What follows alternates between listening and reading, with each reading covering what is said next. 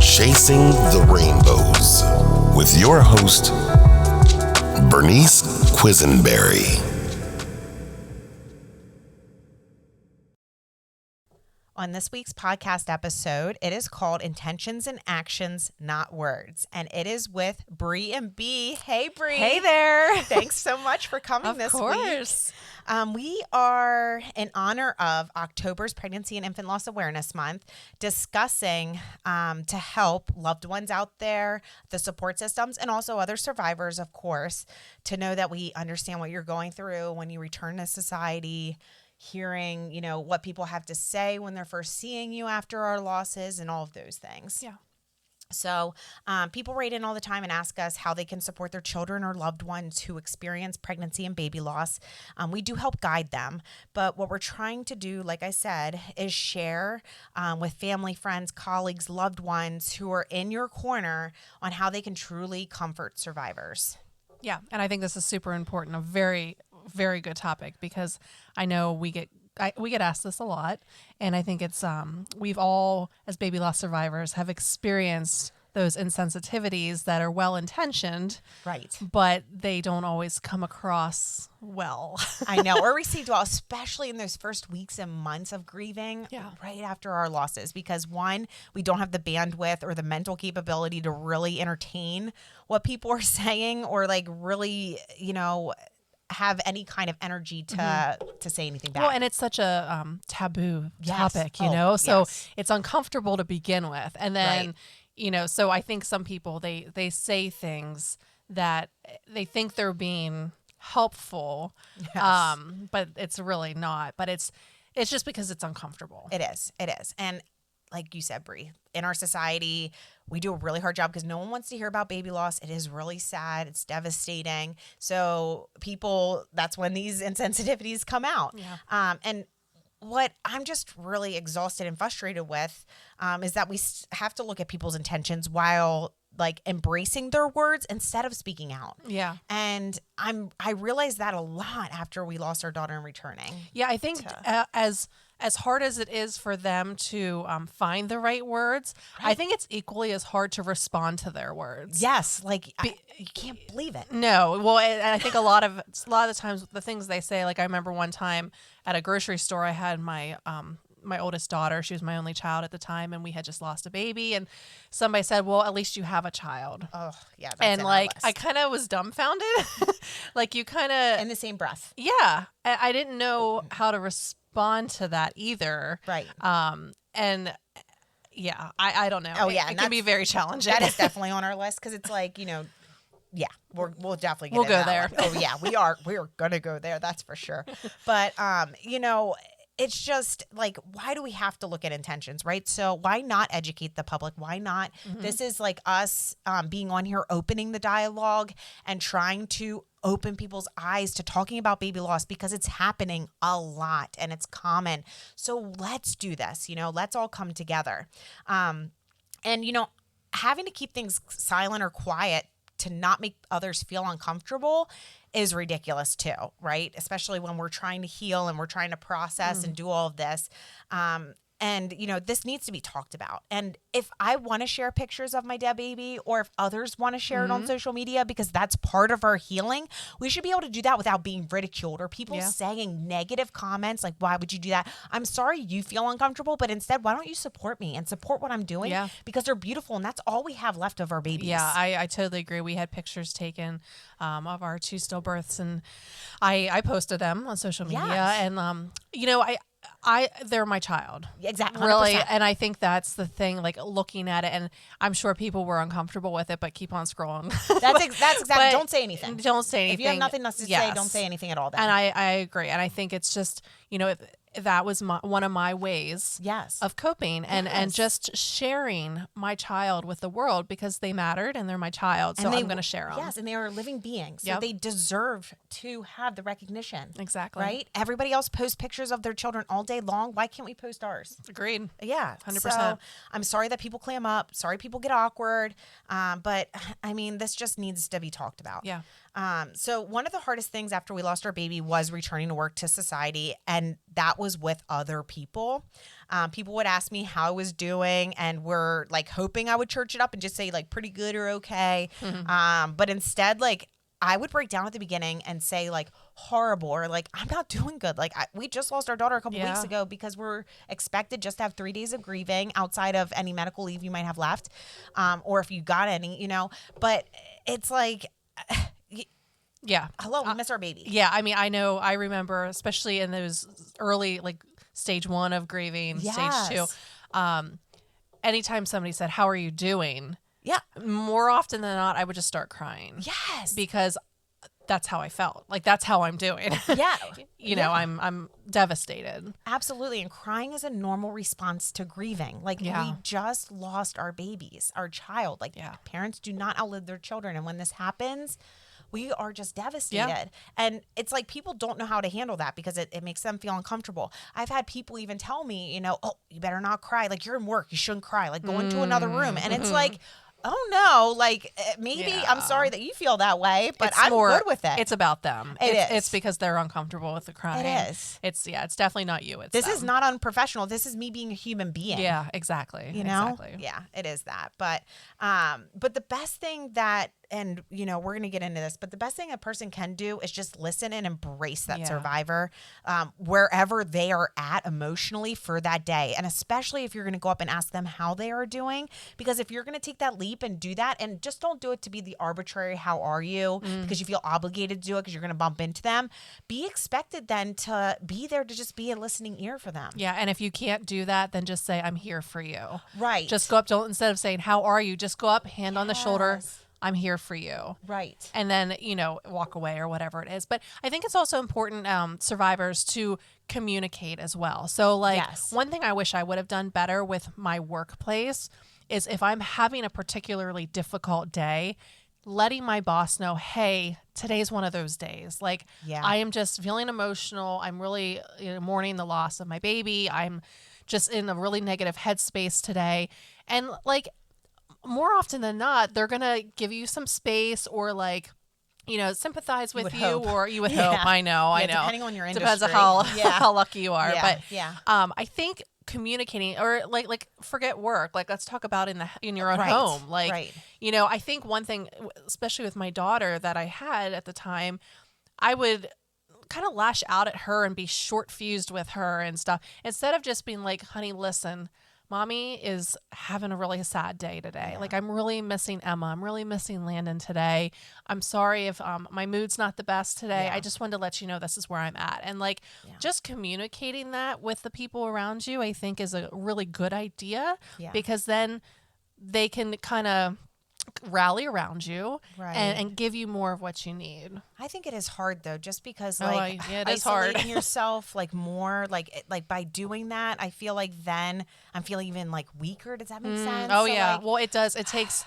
And I think that's probably why I didn't do it. Right, because I'm like that's why I didn't do it either. Yeah, but I think it's it would be beneficial. I think you're right. If you can find the guts and the, you know, the guile to do it. Yeah. I think you will find that those around you who know you best will respond in a positive way. Yeah, no, I agree. I think you know, something like having an older child too, is that now our children learn to be these compassionate, sympathetic, empathetic children because they got to see us grieve. Yes. And what's a beautiful thing is, you know, when we were growing up, like it was kind of like, oh, you only grieve to the funeral and then like you continue to move on with life and like it's just part of life is loss, right?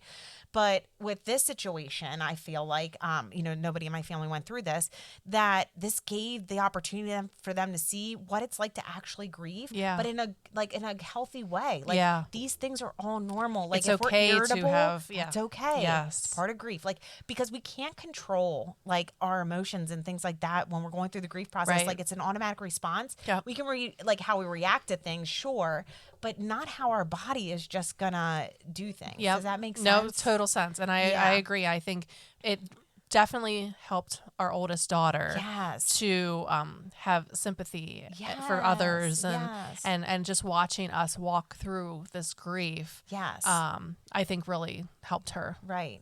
And I think that, if nothing else out of it. Yeah. For sure.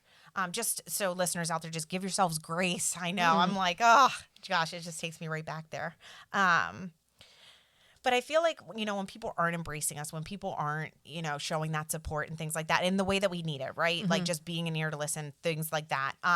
It makes us feel worse. And like about us being authentic and genuine in the space that we're at then. Yeah. And for me, I have really struggled with that. Yeah. Yeah. And so, you can't control your grief response in public. Like others need to be okay with it. And truly, showing your emotions, it's okay. Like if it happens at the grocery store, if it happens there, who cares? Like, I mean, you lost your baby. Well, Yes. I mean, and a lot of it, usually it's triggered because I see a pregnant person or a young Absolutely. baby or something. But I have cried through aisle 9 multiple times at the grocery Yes. store. Yes. Or the baby aisle. Yes. Like you pass it. Yes. You're not missing it in the grocery store. No. And Yeah. and I definitely, I think grace is definitely something you need to give yourself, because it's going to happen. Yeah. And it's okay. Yeah. And if you cry in public, you cry in public. Yeah. And, it's just, Yeah. it is what it is, and it's part of the process. And I feel like our society could really learn from it. To be Oh, honest. 100%. Yeah, For sure. Honestly. And, I'm like, we're 2.5 years out from our loss, and I still have to deal with people's comments. Brie, I know you feel it. I feel it. Yeah, I sure do. 100% to this day. Yep. And Cringe. yeah, it's like things like, to give like our losses, like people say things because they want to give them a silver lining. Yes. And there just is no, in my opinion, right? Yeah. I don't know how you feel about this, Brie, but in my opinion, there is no silver lining to losing a baby. There just No. isn't. Like, why is an innocent life taken so early Yeah. in pregnancy, in baby loss, like anything? Like, it doesn't matter what stage of the game it's at. It's just how. Yeah, it's pain. I think Yes. pain is pain, and I do find purpose in my pain, but it's still pain. Exactly. And like, especially when you're first going through it, Yeah. right? And those first couple years, yeah. and all of that, it's like, oh my goodness, it takes time takes time. Yeah. And so like we said earlier, when a parent outlives their child at any age, it's hard to hear certain things. And because like, we're still like, I'm on a lifelong grieving process. Absolutely. We're always going to think about our children. We're always going to wonder what they're doing. Like all these like hopes and dreams we have, they don't just go away. No, and you're always going to, imagine your child would be this age now, and they would be doing Yes. this right now. Maybe they'd be playing soccer, and maybe they'd be in 2nd grade. And, I have family and friends who have children the same age that would have been Emma and Landon. So I often, when I see them, I think, oh my gosh, like Emma and Landon would be this age right now, and Yes. they would be doing this. And so it's a lifelong journey, and it's just, it has its challenges. And I still, even though I'm 8 and 10 years out from Emma and Landon, like I still have days where I just miss them. I mean, Yes. I miss them every day, but like there's days Absolutely. where it takes me down. Yep. And the grief like kind of brings me to my knees some days still. Absolutely. And I was talking the other day, and I was at this speaking engagement, and it was all around pregnancy and infant loss awareness. And somebody asked me, and they did this because they really truly wanted to understand it. They said, I have never been through pregnancy or infant loss, but can you explain it to me? And what's interesting is I said, yes, I will. So they, at the time, that person, and specifically had 3 children.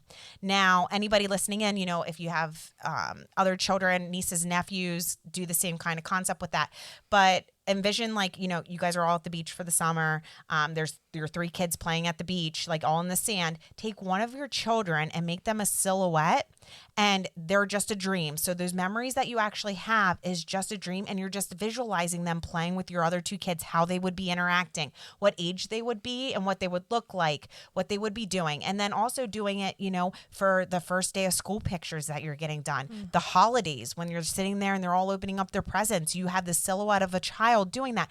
But that's how someone who's never been through it to kind of know what it's like is to take one of them and just make them a silhouette instead of actually having them physically beautiful. there. That's so beautiful. Yes. I love that vision. Yes. That's so beautiful. Because that is the best way that you can do it. Not that I wish anything happens to anybody's child, but that is what a baby survivor goes through for the rest of their life. Yeah, I think in that's all these major events and not major events. It's just even the daily mundane life. It's we don't know when it's going to pop up, and we're going to think about them. I love that visual. I think it's a perfect visual to explain, like, as somebody who doesn't understand. Yes. That's a great way to explain it. Yeah. Yeah. Well, thanks, Brie, for that. I appreciate it. Yeah. And it's like, so, one of the biggest things for me that people said, and we're going to jump in now to these insensitivities.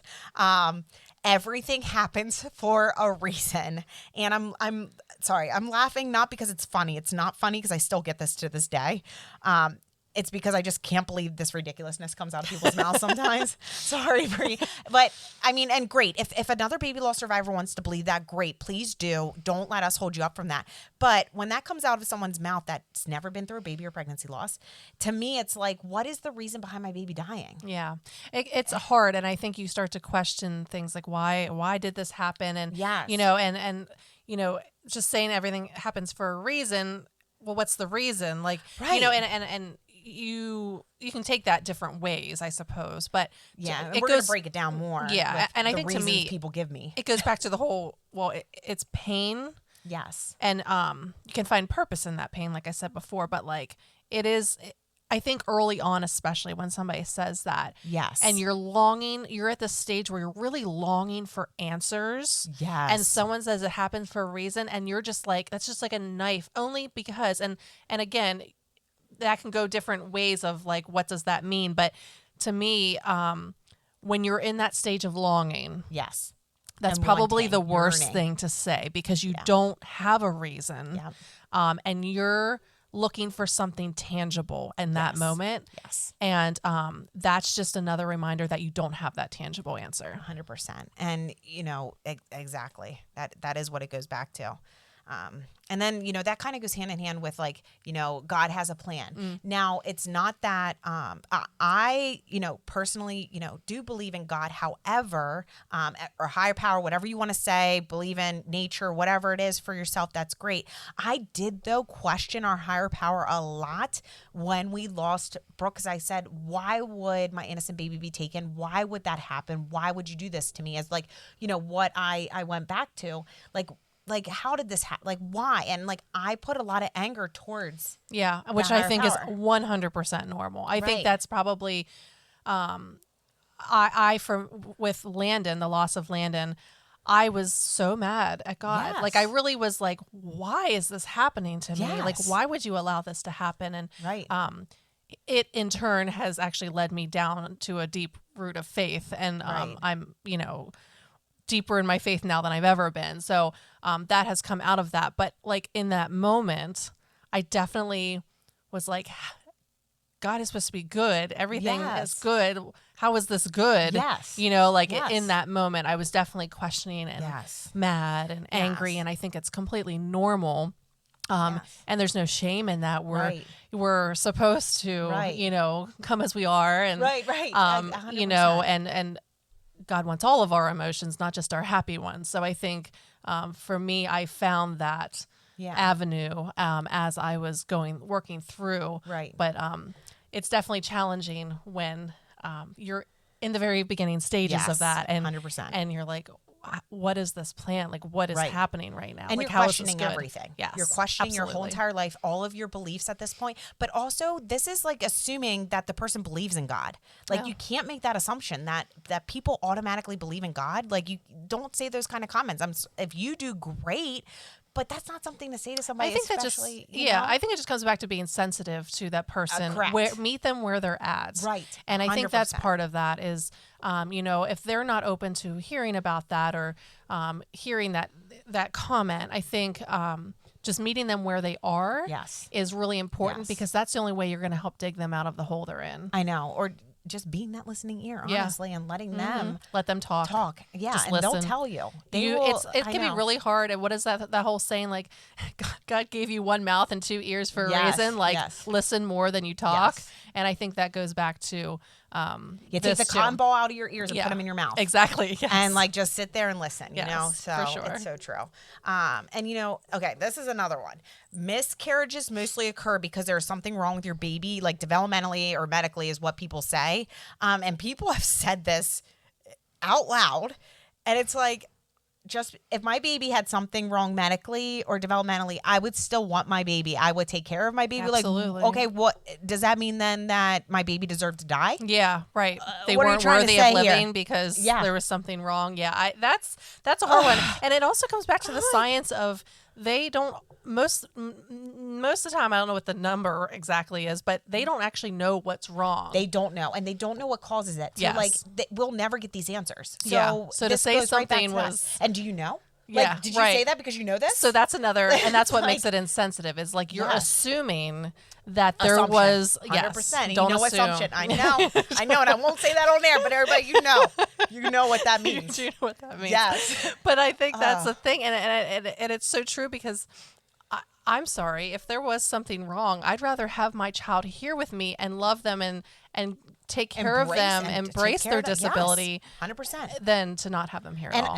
And that choice is taken away from us. Yeah. Like we weren't able to do Right, that. You yeah. know what I mean? Yep. Like we weren't able to take care of them and do that. So yeah, I just okay. Here's another one. Okay, I'm just gonna breathe. blood- for I know, this. I was gonna know. Like, oh like our gosh, this blood one, pressure, I'm I'm like, sweating. I swear, I I'm know. sweating. These do cut like a knife, though. I'm sitting here and I'm getting amped up. I'm feeling spicy and bitey from all these comments. Oh my gosh, this takes me right back. I think miscarriage isn't as bad as stillbirth. I think stillbirth isn't as bad as knowing your baby, and I don't think that losing a baby is as bad as losing a child that was a toddler or of older age. Okay, why are we comparing? Why are we okay? I'm sorry. Do you know this because you lost a baby, or you lost? First of all, you had a miscarriage, you had a stillbirth, you had a baby loss, you had a child that died, And when you they were weighed them all toddler. against each other. Yeah, and then now you're telling me this because like that to me, Bree, you just want to take it. 'Cause Well, no. I'm like on a Take a breath, girl. Yeah, I got Take to. a breath. I got to. I always say it. A loss is a loss is a loss. It's Yes, a you loss do. of a child. is. It's a loss of a dream. It's a loss of a person that you love deeply that was connected to you. Correct. Your life plans. Yes, is everything. shattered. And to be honest, the people I hear this from the most, and it's not really comparing, but I hear a lot of people who have known what I've gone through, and they'll be like 6 weeks along and they lost one. They're like, well, it's nothing compared to what you went to. And I'm like, stop right there. I know. Stop.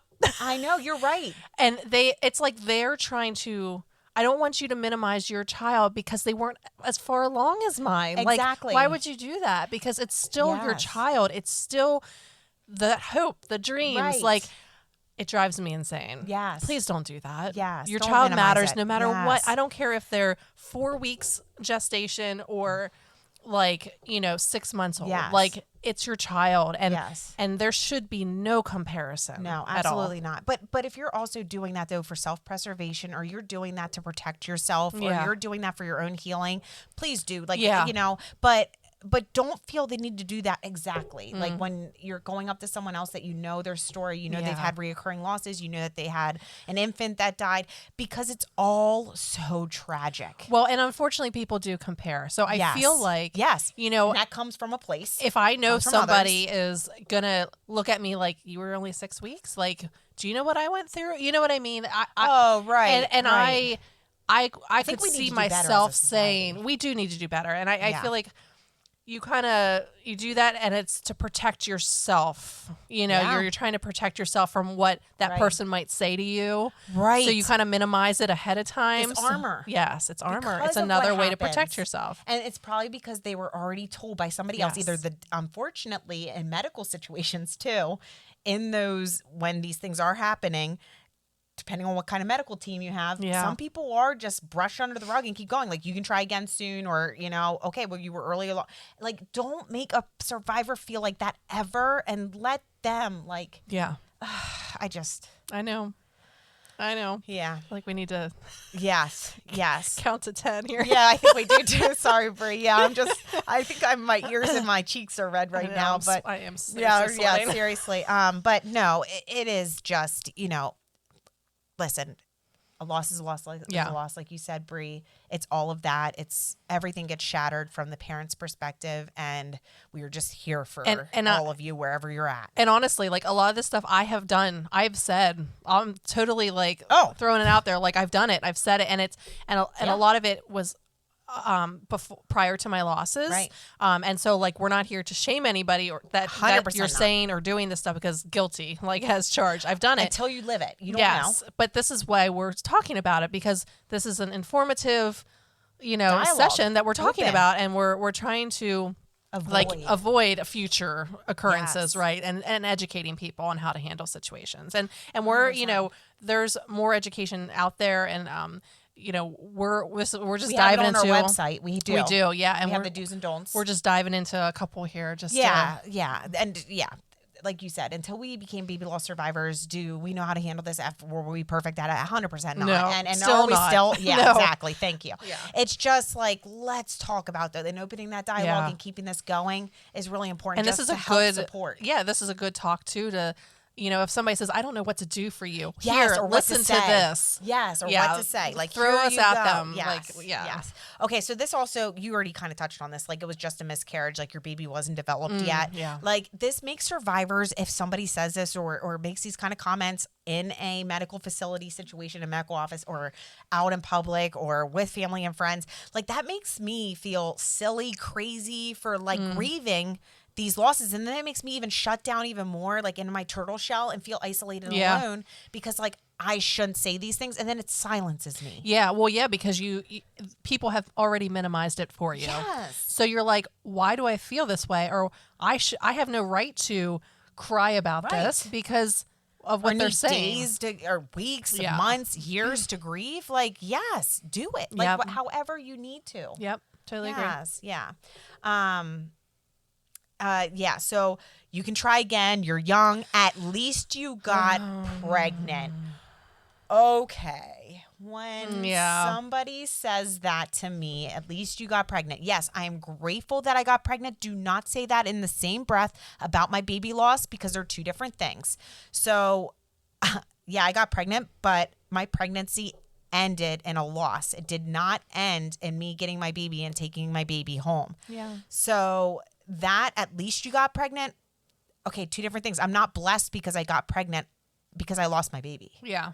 Yeah, that's hard. And That is a tough one. That is a tough one, because I've had infertility, and I know a lot of people have had infertility, and that is such a journey to be on, a very challenging journey.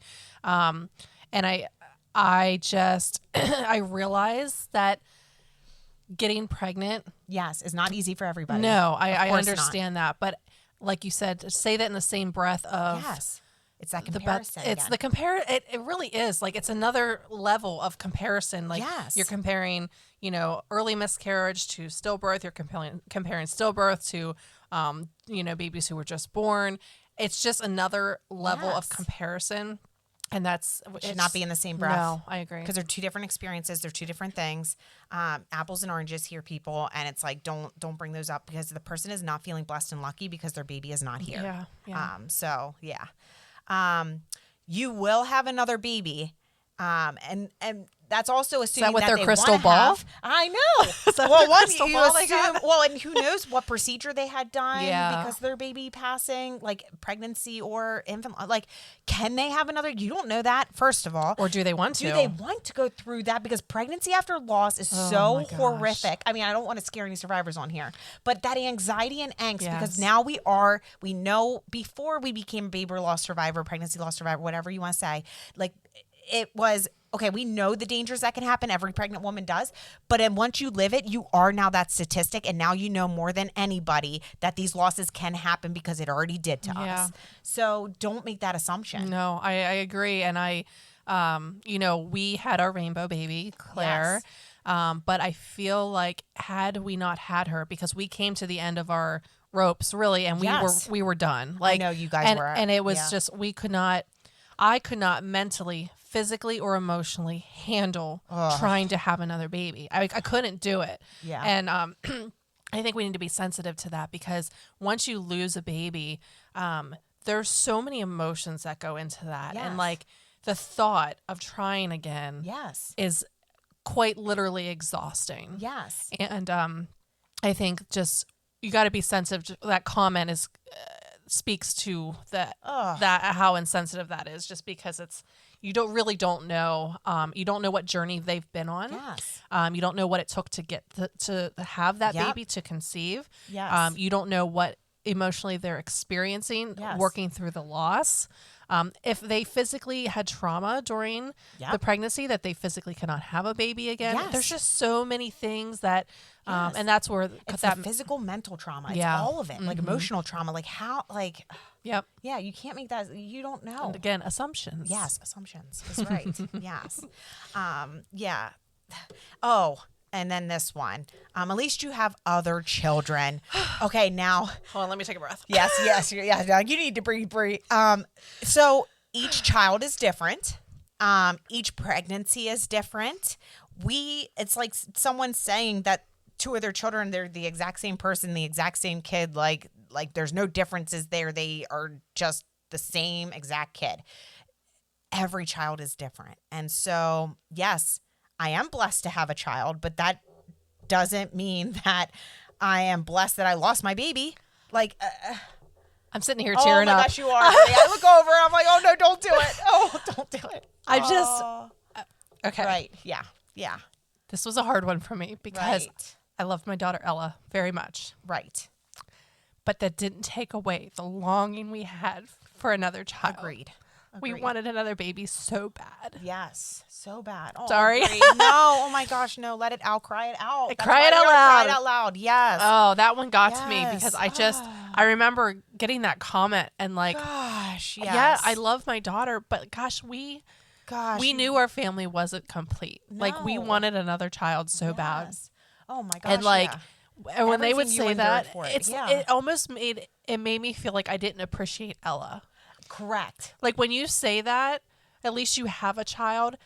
Like Ella wasn't good enough. Like Right. yes, she's good enough. Like and if Yes. that's God's plan that we only have one child, okay. Like we'll work through those emotions. Right. But like that didn't mean that I needed another child to replace or to like I don't know. It was like making up for like something that Ella was lacking. That Yes. was not the reason. The Ugh. reason being, okay, first of all, like, okay, so we're only supposed to have one child and that's it? No, who are you to make that decision Yeah. for me? Yeah. Like, if I want to have 5 children and during that time I endure these losses, okay, well, I know I want to have these 5 children. Yeah. That does not make me any less grateful or love any children less. The ones you because, have, yeah. Yes. Yeah. It That's is that so- comment. Oh, Bree, that's a tough one for me. Oh, yeah, no, it's understandable. These are all tough. I'm just like Yeah. reading these, and it takes me right back They're there because, triggering, well, and very. honestly, these still happen. Like we said, I'm 2.5 years out. I'm still meeting people and talking to people for the first time, or especially when I go through my numbers of my children that Yeah. we have, and I'm like, one's our guardian angel, and she would be this old, like. The look on people's, and then these insensitivities come out, and it's Yeah. like, oh, okay. But now I'm at a point where I can start to, I feel like, advocate for other survivors by educating people. That's not what you say to somebody, and Here's I what do you it in a should say. very comfortable manner. Yeah. And I think a lot of it too and is unemotional. Like, I mean, sometimes I am emotional, but it's not like in an angry state or anything. Like if Yes. I was at beginning in my grief process, And a lot of it's just ignorance. They just Yes, don't know. they So don't. let's educate. And Yes. that's the whole goal here is Yes. to educate people on Yes. how do you respond to Yes. comments like that. Oh my goodness, yes. I remember this came from like, oh my goodness, someone close to me actually. How long will it take for you to get over your loss? Never. Wow, that's exactly right. And I was like, oh my goodness. Or how long until you feel comfortable? So with our rainbow baby, how long are you going to go through all this anxiety and all these like things with your pregnancy the whole time. Why are they putting a time frame Right. on Why are we? I don't know. I don't have a crystal ball, like you said. Yeah. Like, I don't know these things. So why do people ask? Well, and I think that goes back to they don't understand that it is a Yes. lifelong journey. Yes. Because you're asking somebody to put a timestamp on their grief. Yes. And there is no, and that's really any grief. Right. Like Correct. there's no time frame. No. If I could control it, I wouldn't be Do crying you think in I public. like to sit here in aisle 9 and Yes. cry? Yes. Do you think I enjoy? looking vulnerable? Like, Yeah. now I'm not saying because you're not vulnerable crying. That's the thing. Like, our society needs to change that. That's what I'm trying to get at. But I felt so vulnerable crying because Yes. people made me feel that way because they Yes. were not embracing. They were not gentle about it.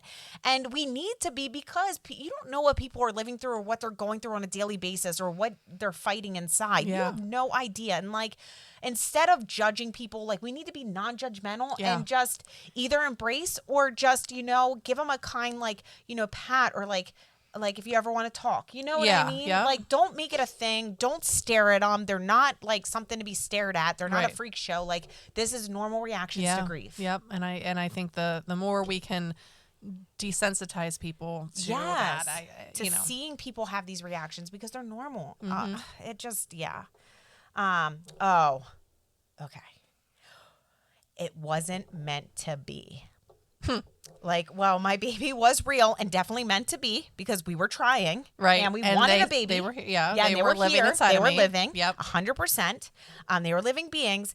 Tragedies happen. Hardships happen.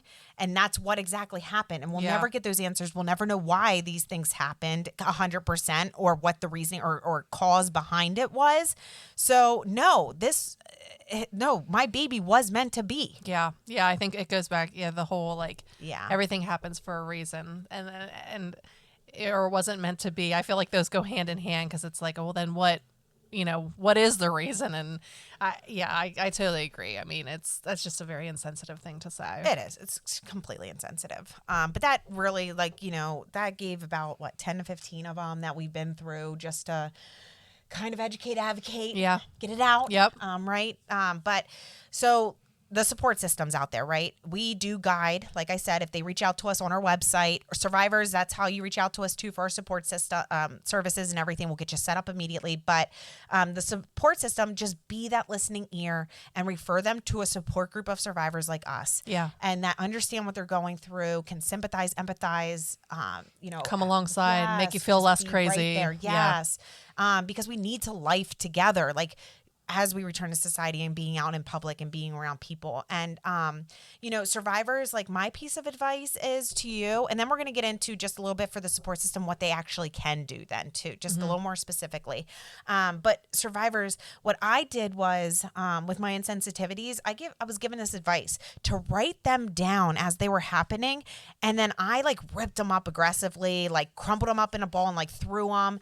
But you write down those insensitivities that people say. Now, others I've heard burn them, put them in a fire pit, put them in a fireplace in a safe manner, of course, but or scream them into a pillow, hold them up, and yell those insensitivities that people say when you get home, because it's hard to process them when they actually come out of someone's mouth. And I obsessed about it. I can't believe this person said it to me. And it would take me a day or two because it made me feel horrible about myself for actually grieving the loss of our baby. Yeah.